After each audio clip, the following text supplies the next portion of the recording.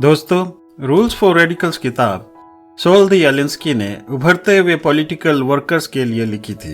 इन political workers का काम अपनी अपनी पॉलिटिकल पार्टी का किसी खास लोकेलिटी में बेस मजबूत करना होता है। सोल दी एलिंस्की इस किताब में ये मानते हैं कि सत्ता और ईगो किसी भी समाज में बदलाव लाने के लिए बहुत जरूरी है। दोस्तों, अगर कोई पॉलिटिकल वर्कर देश के सिस्टम में दूरगामी बदलाव लाना चाहता है तो यह किताब उसके लिए गाइड का काम कर सकती है। एलिंस्की मानते हैं कि सिस्टम के अंदर रहकर धैर्य के साथ काम करने पर सिस्टम में अच्छे बदलाव लाए जा सकते हैं और वर्कर को हमेशा याद रखना चाहिए कि बदलाव धीरे धीरे आता है और समाज भी उसको धीरे धीरे एक्सेप्ट करता है। दूसरी बात, क्या सही है और क्या गलत है, यह आपके विरोधियों के चरित्र और कंडक्ट पर निर्भर करता है। एक पॉलिटिकल एक्टिविस्ट को हमेशा याद रखना चाहिए कि उसके पास जो साधन है उससे उसका गोल प्राप्त हो सकता है या नहीं। तीसरी बात, एलिंस्की ये कहते हैं कि सत्ता एक बुरी चीज नहीं है, बल्कि यह एक बहुत ही जरूरी ताकत है जो एक आदर्श समाज बनाने में सहायक होती है। चौथी बात, हर अच्छे पॉलिटिकल वर्कर में कुछ कॉमन क्वालिटीज होती हैं। क्या क्वालिटीज हैं ये? Curiosity, irreverence, imagination, sense of humour, vision, organization, political conviction, willingness to compromise, confidence और एक खुला हुआ दिमाग, ओपन माइंड। एक पॉलिटिकल एक्टिविस्ट की सबसे इंपॉर्टेंट स्किल उसकी कम्युनिकेशन स्किल है। इस स्किल्स का इस्तेमाल करके ही एक नेता आम लोगों को ऑर्गेनाइज करके अपनी पार्टी के साथ लाता है। अगर कोई कम्युनिटी ऑर्गेनाइज्ड नहीं है, एकजुट नहीं है, तो एक वर्कर का काम स्टेटस को ब्रेक करके उस कम्युनिटी को ऑर्गेनाइज करना होता है। एक वर्कर का काम कम्युनिटी का ध्यान एक ऐसे मुद्दे पर लाना होता है जिसके बारे में लोग मिलकर कुछ कर सकें, जिस पर एक्शन ले सकें। इसके बाद एलिंस्की टैक्टिक्स की बात करते हैं। एक अच्छी टैक्टिक्स वही है जिसको वर्कर्स खुद एंजॉय करें और उनका इंटरेस्ट आंदोलन में बना रहे। किसी भी टैक्टिक्स को इस्तेमाल करने का मुख्य उद्देश्य ऑपोजिशन पर प्रेशर डालकर अपनी बात मनवाना होता है।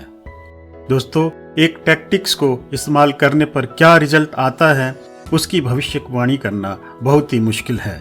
ऐसी स्थिति में ऑर्गेनाइजर या वर्कर्स को ओपन माइंड रखना चाहिए।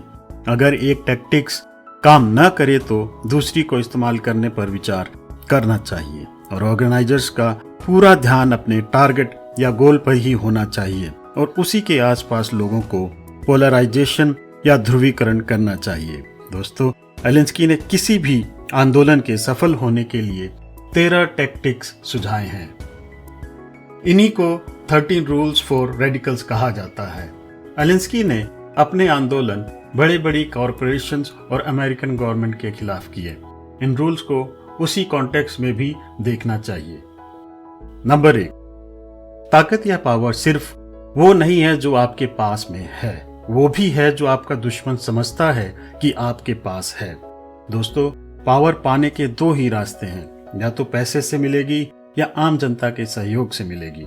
जिनके पास पैसे नहीं है उन्हें अपनी ताकत आम जनता को जोड़कर बढ़ानी चाहिए।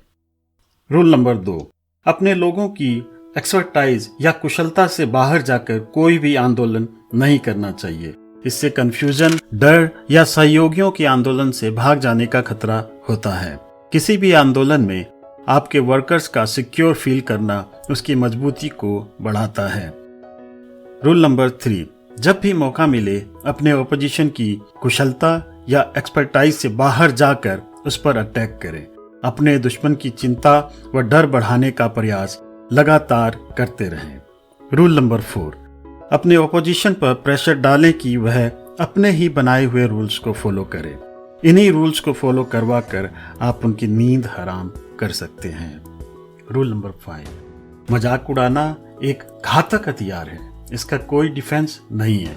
बार बार मजाक उड़ने पर दुश्मन को कुछ समझ नहीं आता है, बल्कि यह एक गुस्सा दिलाने वाला काम है। यह आपके एनिमी से कंसेशन लेने के लिए प्रेशर पॉइंट की तरह काम करता है।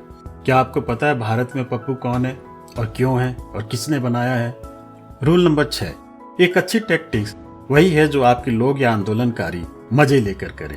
अगर उनको मजा आएगा तो वो लोग बिना बताए आपका काम करेंगे और उसको बेहतर बनाते जाएंगे। एक टैक्टिक्स को इतना लंबा ना खींचे कि उसे ढोना पड़े, कुछ नया करते रहने की कोशिश करें। रूल नंबर 8, अपने ओपोजिशन पर प्रेशर हमेशा बनाए रखें। अगर आपका ओपोजिशन एक अप्रोच को कंट्रोल कर लेता है तो दूसरा नया प्रेशर पॉइंट बनाएं। रूल नंबर 9, किसी काम को करने की बजाय उसकी सिर्फ धमकी देना ही काफी डराने वाला हो सकता है। अपने ओपोजिशन को धमकियों से प्रेशर में लाने की कोशिश करें और ध्यान रखें कि ये धमकियां सही लगने वाली हों। रूल नंबर 10, किसी भी टैक्टिक्स में इस तरह का काम करना होता है कि जिससे ओपोजिशन पर बनाया हुआ प्रेशर कम ना हो और लगातार बढ़ता जाए। ये बढ़ता हुआ प्रेशर ही आपके ओपोजिशन को रिएक्ट करने के लिए मजबूर करेगा, जो कि आपके आंदोलन की सफलता के लिए बहुत जरूरी है। रूल नंबर 11, अगर आप किसी नकारात्मक या नेगेटिव बात को पूरी ताकत के साथ जनता में लाएं तो वह बात धीरे धीरे सकारात्मक दिखने लगेगी। रूल नंबर 12, एक आंदोलन तभी सफल हो सकता है अगर वो एक कंस्ट्रक्टिव विकल्प प्रदान करे।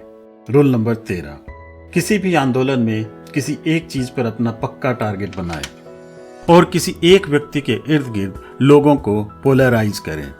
दोस्तों, ये है एलेंस्की के 13 नियम। इन नियमों की व्याख्या अलग अलग तरीकों से विद्वान लोग करते हैं। कुछ विद्वानों का मानना है कि ये नियम हमेशा काम नहीं करते हैं और वो भी ठीक हैं, क्योंकि कोई भी नियम जो समाज के इर्द गिर्द बुना जाता है उसमें अपवाद तो होते ही हैं, या हो सकता है किसी एक स्थिति में ये नियम काम ही ना करें। लेकिन अगर आप देखें तो जिस प्रकार से भारत में राहुल गांधी को पप्पू के नाम से प्रसिद्ध कर दिया गया है और वो इन्हीं रूल्स को अप्लाई किया गया है, उसी तरह से राहुल गांधी उलूल जुलूल बयान देखकर उम्मीद करते हैं कि शायद उनमें से कोई एक बयान सटीक निशाने पर लग जाए और नरेंद्र मोदी थोड़ा बैकफुट पर हो जाए। लेकिन हमारे देश में आज मोदी ही सब पर भारी हैं। ग्राउंड लेवल की पॉलिटिक्स में मोदी और उनकी टीम को महारत हासिल है और भविष्य में उनकी कोई काट ओपोजिशन के पास दिखती नहीं है।